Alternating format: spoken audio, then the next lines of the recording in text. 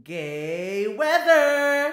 At dahil nasistressime ako ngayong linggo, time for...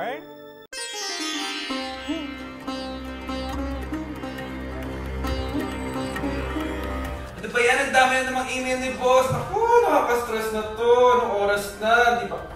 Yoga nga muna. Ay. Mga Bucks, nandito ako ngayon sa opisina at nakaupo sa isang office chair at tuturo ko sa inyo mga yoga poses na pwede nyo gawin less than 5 minutes. So halimbawa, masakit ang iyong balakang, ipatong mo lang yung kanang paa, katulad nito, para ka lang magpa-photoshoot.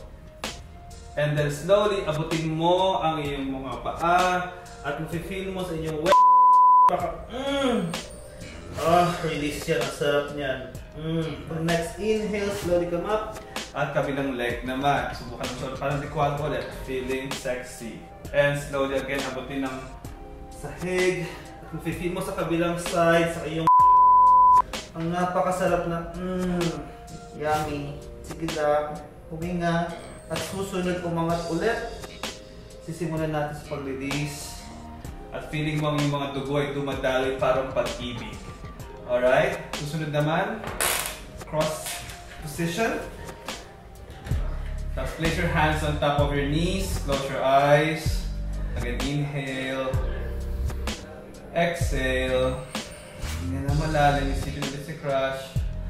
At i-let go ang mga stressness sa buong mundo. Last one, inhale.